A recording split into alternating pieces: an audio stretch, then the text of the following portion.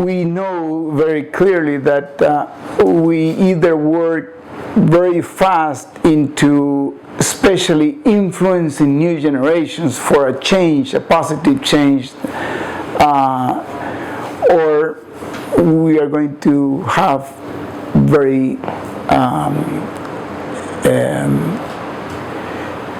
terrifying crisis in the future.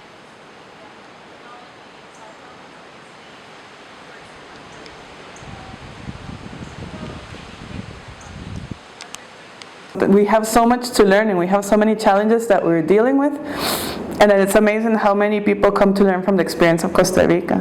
Like just on Saturday I was walking around with a woman from Finland who's trying to learn from the example of Monteverde on how to do some things in Helsinki, in a city, because they're trying to create urban forests. So they're trying to see how you can connect community, conservation, and the different elements that participate in this. And yeah, but then we see our challenges and we're like, really? We're some of the ones who are doing best. And when we see like Costa Rica coming out in the news and we're like, really? Like, we have so much to do. And sometimes it's like, and we're such a small country, right?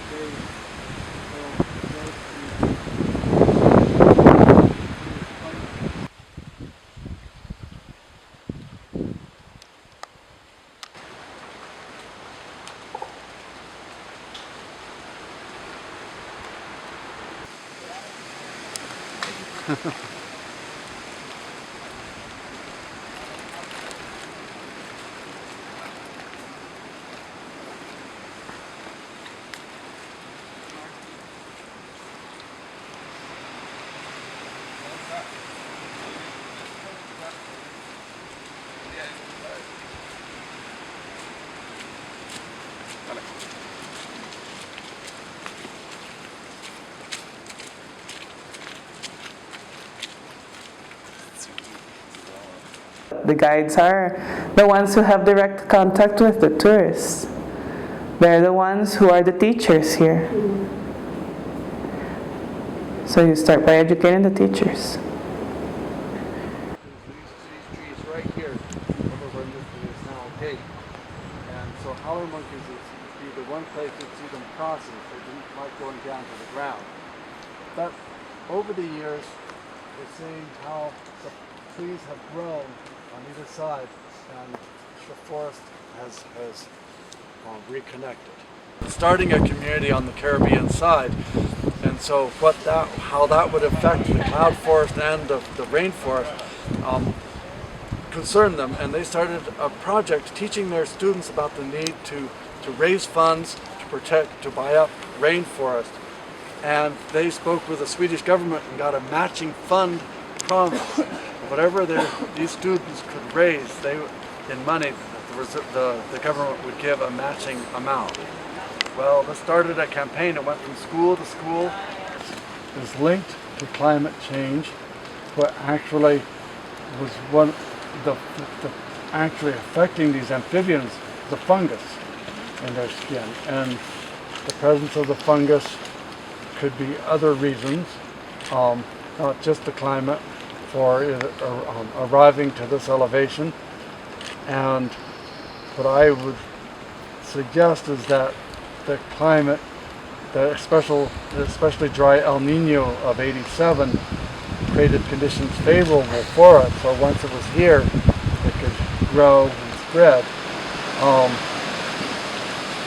But it was certainly not the only, climate was not the only thing that caused the disappearance and the declines of amphibians at the end of the 80s. So it's a combination of factors. Where do the bellbirds migrate from? So it depends on where you talk about. We could talk about it as a point of starting is where they nest, where they breed, and that's here in the cloud forest.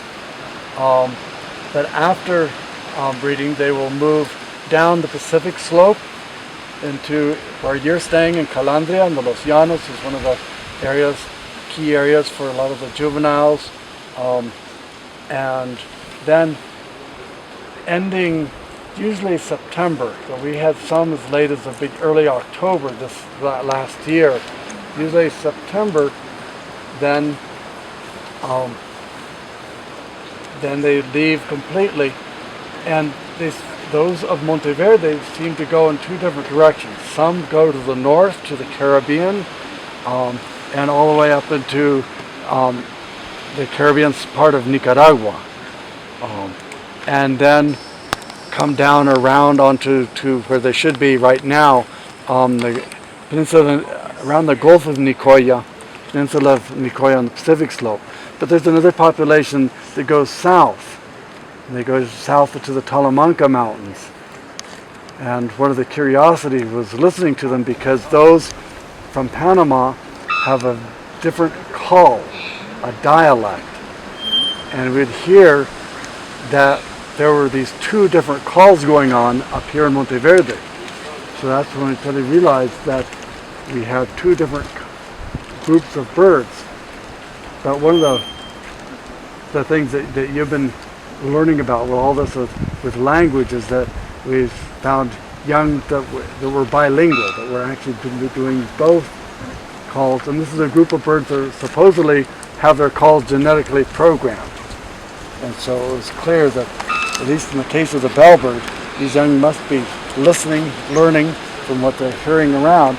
And generally as they become adults, then they will opt for one of the two. But I've seen adult, what to me look like adult bellbirds and are bilingual.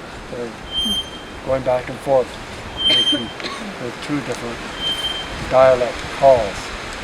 But if I listen to recordings of bellbirds in Nicaragua and in Honduras, which is as far north, and they sound very different from those here in Monteverde or those that are in Panama. So it's a very curious bird that, even though they look exactly the same, they can sound dramatically different in different regions.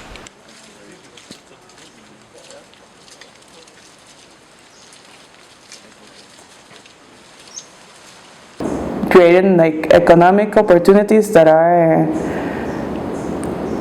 focused on an economic thrive and not economic growth, and that promote well-being in the community, health, human interaction, right, community.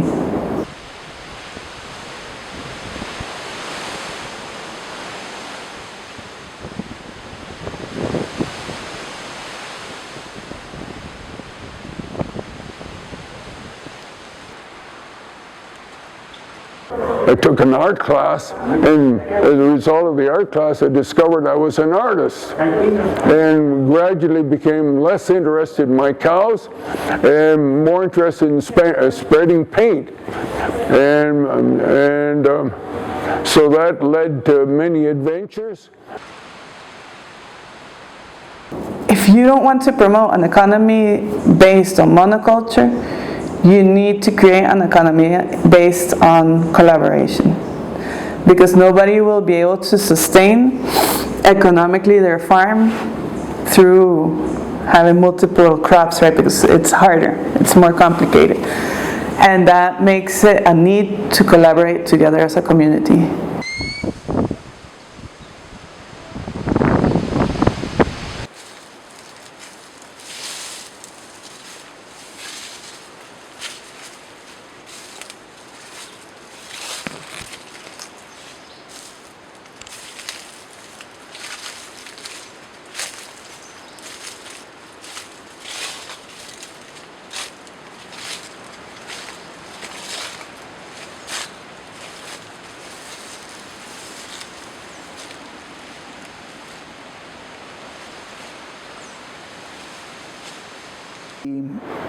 By 1980,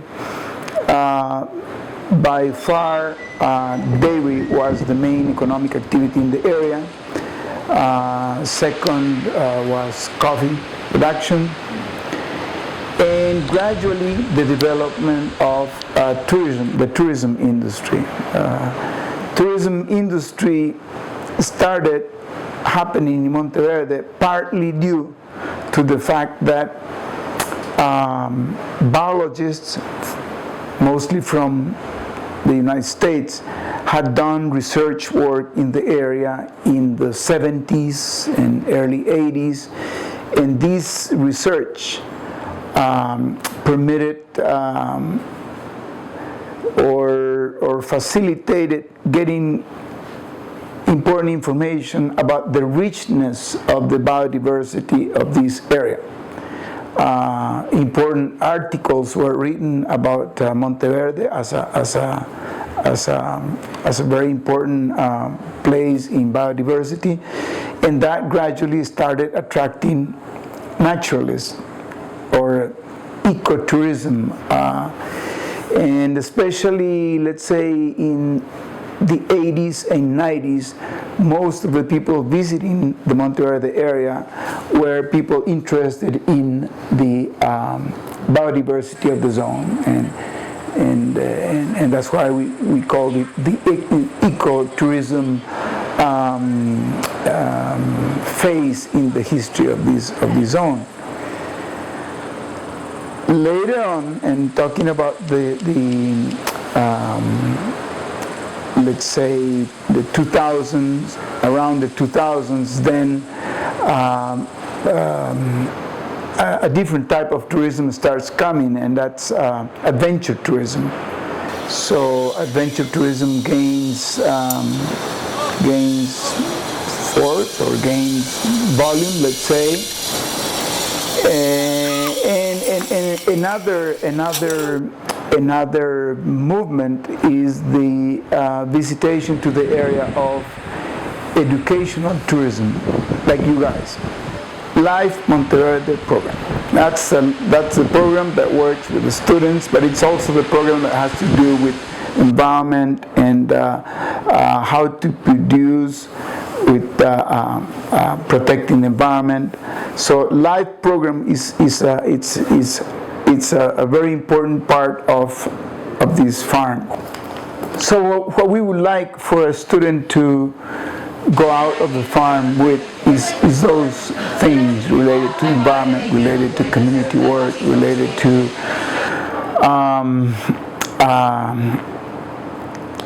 looking for ways to diminish the impact of climate change, for example. And especially Guillermo. Guillermo is one of the founders, my brother, one of the founders of Life in Barzan. He has been an environmental educator for 30 or 35 years. First, in most of the cases, we think that the papaya won't provide you anything except when it is mature.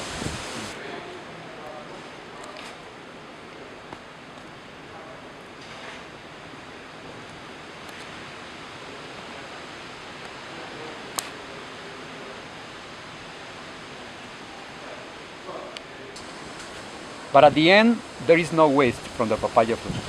No. The same with all the manure. For most of our cultures, manure is ugly, manure is smelly, manure is a waste. In nature, manure is not a waste. It's part of nature. So here is one of the small sections we do for composting. The thing is that if you don't do this, you are losing the opportunity to get all these nutrients, and if you don't do properly, this also sends methane up to the atmosphere. So this doesn't produce methane? Very little in the way it's done. Yeah. If you did not do the composting, what would happen to the waste? In some farms they just accumulate, they dump. In some farms they even, not much now, but in the past they just wash out to the streams, the river, in the old times. In some cases, I remember maybe 40 years ago, when we had the cows, we went to the fields, we had the rubber butts. We had the idea of that the manure was good for the pasture. So my dad sent us, I say, kicking the manure on the pastures. Kicking the manure just to spray. Yeah. because if you leave them concentrated, they don't really improve the soil. And in large scale, in countries like Netherlands today, there are very strict laws about this, because too many cows, too many pigs in Netherlands, that they cannot leave this on the ground, because this goes to the water and then pollutes all the water in the country.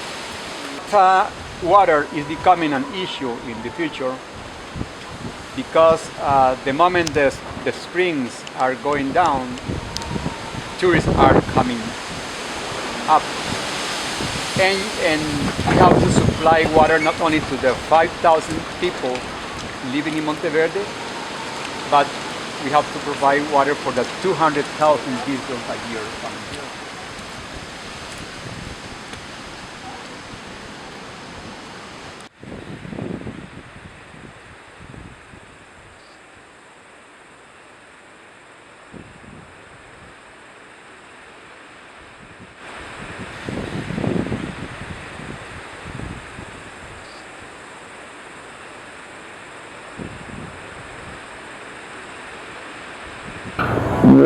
The infrastructure of the community was not designed for 500,000 tourists.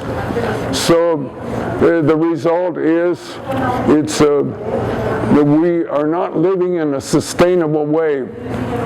If you go out and you can look out the window and there's 30 or 40 cars out there. Well, and this and there's no plan, or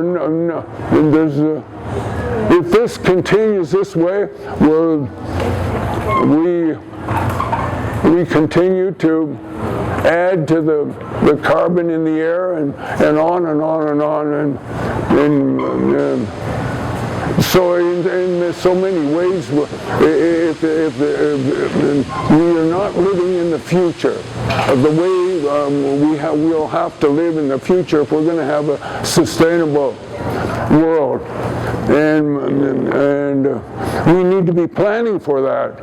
But there doesn't seem to be very much consciousness of the importance of planning for our future in a sustainable way.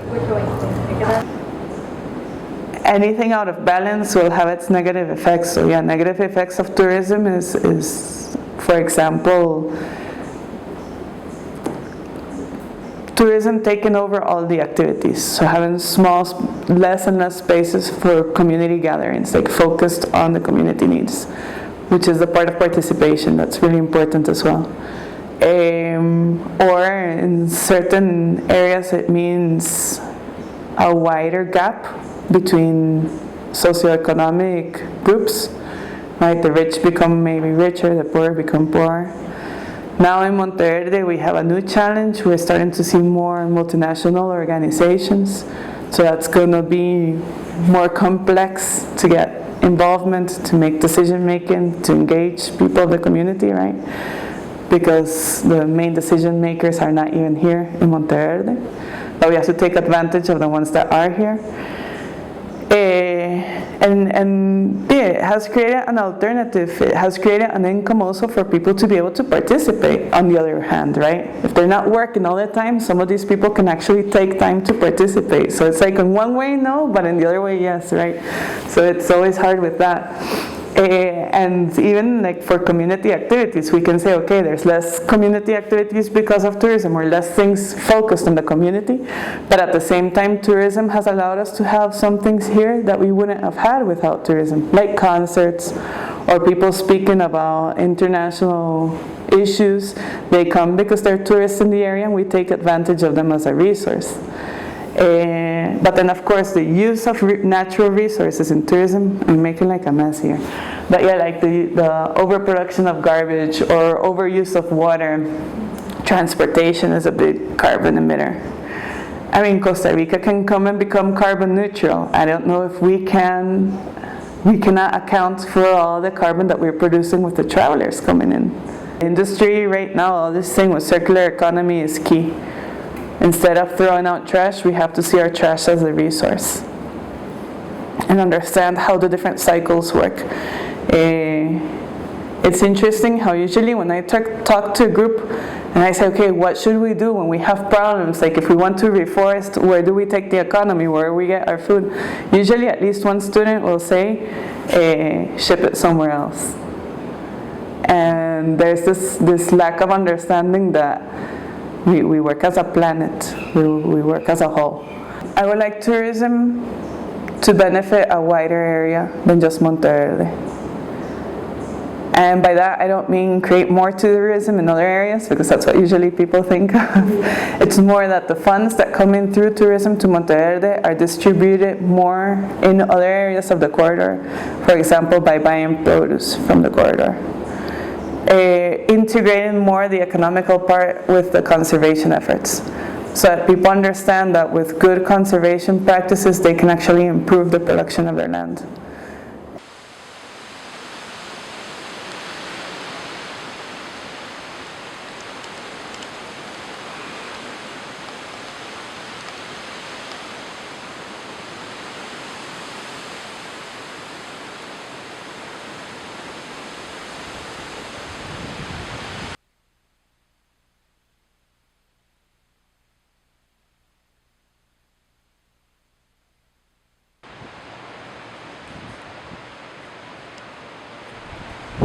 ¿Qué te digo? Diciembre, enero, febrero y marzo son como los meses en los que nos visitan más turismo. Y ya julio, agosto, septiembre y octubre es como un poco más bajo. Se puede decir que los meses que hay más turismo, vendemos más, por supuesto. Y los meses en donde hay menos turismo son meses más difíciles. Es muy bonito conocer a personas nuevas y personas que vienen de otro país a conocer Costa Rica.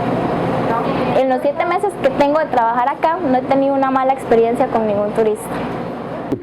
You know, my experience in India and all that led me to more to the tropics, and well, everything Monteverde finally kept coming up over and over again, and I came in, and when the first week I was here, there was being 1970, I immediately saw it was my cup of tea, and here I am.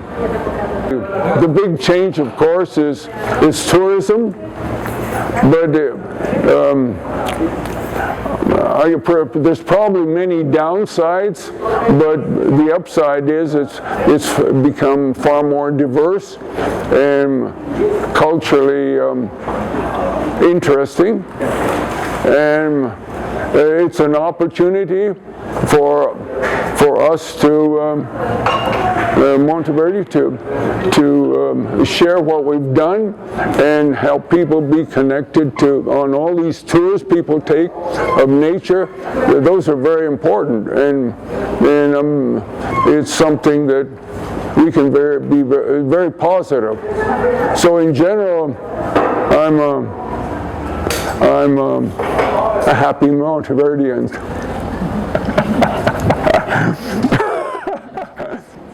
Everything has good and bad.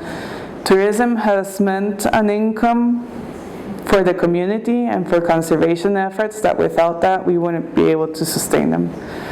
It's been an opportunity to learn from the people who visit us. It's been an opportunity for us to teach from our efforts as well. And that's also empowering as a community.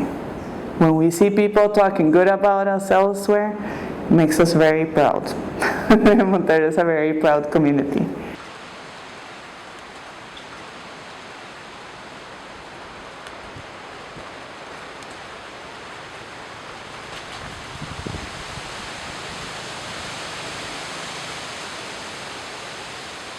If you go to the lowlands, right, where it's completely different, how do you convince the farmers that it's important? They probably don't care about the forest as much as we do. How do you do it?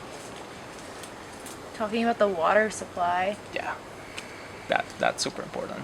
Those guys in the lowlands really care about water, because it's a huge problem. I mean, they're having problems with water. Also, they're having problems with forest fires, you know, And if you help them to bring the forest back, or get more trees or something, they're going to be interested in protect. Some of them, not all of them, sadly. But yeah, that's part of my job, and I always ask, hey, do you have any ideas that could be helpful for me? But yeah, that's part of the process, and it's beautiful, and I don't know, it's part of being in this magical biological corridor.